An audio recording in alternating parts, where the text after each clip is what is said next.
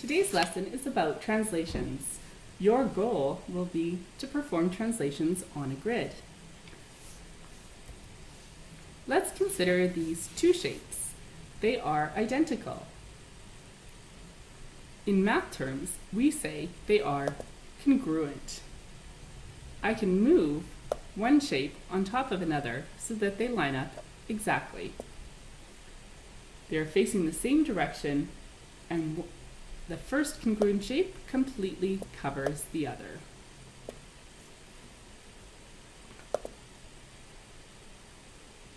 Now pretend these shapes are actually very heavy, very hot sheets of metal. You need to program a robot to move them.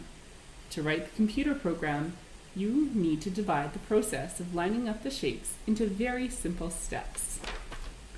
It is always possible to move a figure into any position in space by using a combination of the following three movements. First, sliding the shape along a straight line without allowing it to turn is called a translation. Flipping the shape over horizontally or vertically is called a reflection. Turning the shape around a fixed point is called a rotation. There are different ways to bring one shape on top of the other, so there are no right or wrong answers. However, some instructions are more efficient than others. In other words, some ways will require fewer steps. There are many different ways to reflect or rotate the shape, so you will need more detail. You need to know the direction of rotation and how much you need to rotate it. For example, is it a quarter turn or half a turn? Or maybe some other turn. For a reflection, you will also need to know if you flip the shape horizontally or vertically.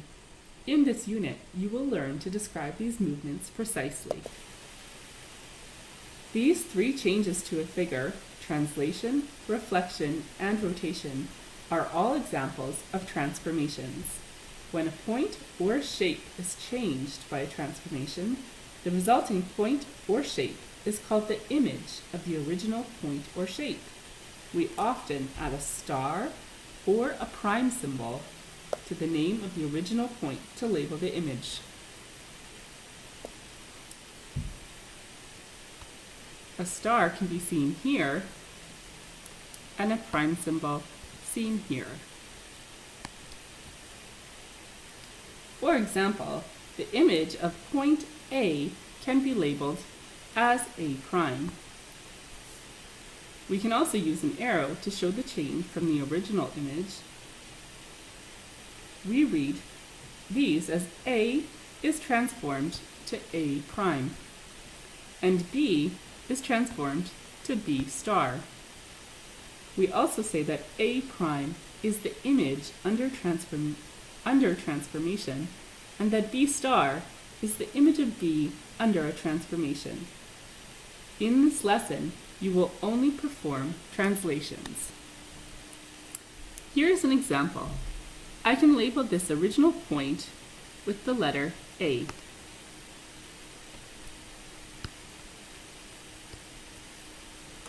If I translate the image 2 units up, it will now be in this position. The new image can be labeled A prime.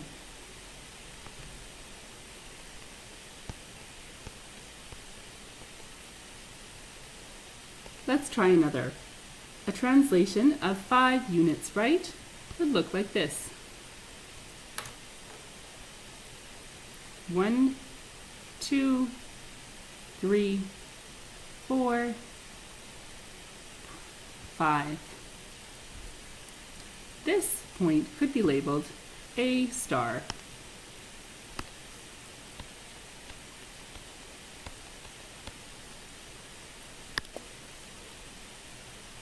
You can also combine translations.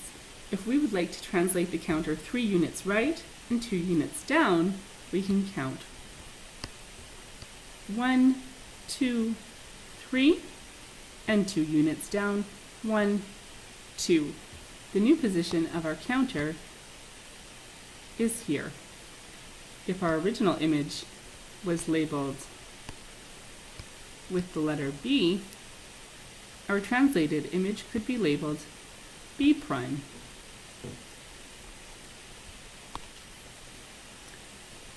To describe a translation, you need to say how much the point moved and in which direction.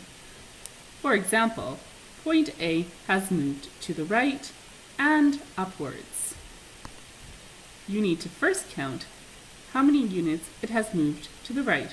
1, 2, 3, 4. Now, how many units has it moved up? 1, 2. So we say point A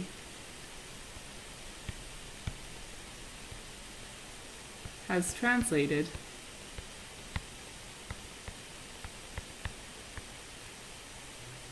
four units right and 2 units up.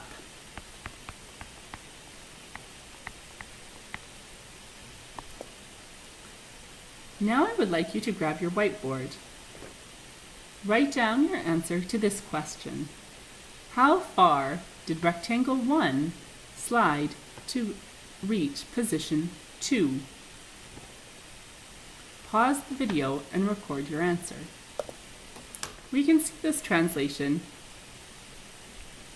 with this turquoise rectangle. It has moved 1, 2, 3, 4 units to the right. Please check your answer. This type of question can be made easier when we add a corresponding point under translation. If we consider the top right corner of our rectangle, we simply move that point 1, 2, 3, 4. Then we can redraw our rectangle. Let's try the following exercises. I will do part A with you, then I would like you to record the answers for B and C on your whiteboard. Which vertex, 1, 2, 3, or 4, is the image of the vertex marked with a dot under the translation? Here is our original image. It is marked with a vertex in the bottom left corner. Is the corresponding vertex number 1, number 2, number 3, or number 4? The correct answer is number 3. The bottom right corner of our rectangle. Now you try exercise B on your whiteboard. Which vertex shows the corresponding point on the transformed image? Write your answer on your whiteboard now. The correct answer is vertex 2. Let's try one more.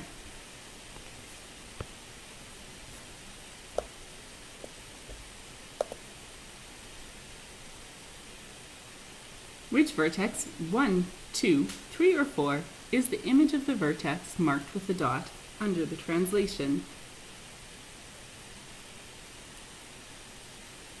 Consider the dot here.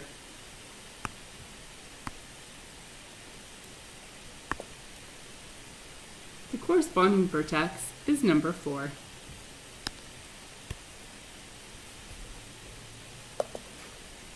Under translations, all points on a shape move the same amount in the same direction.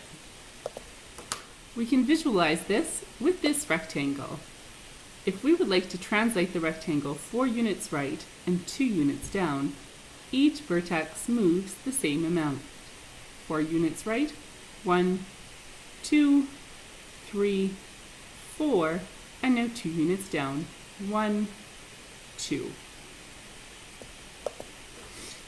If we check a couple of the points, let's check point D.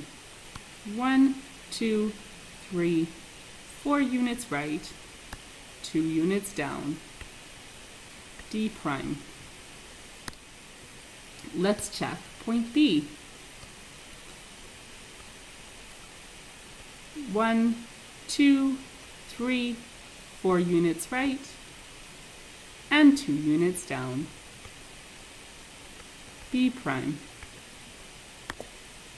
As you work through the assignment in your Jump Math book, remember that translations preserve the length of line segments and the size of angles.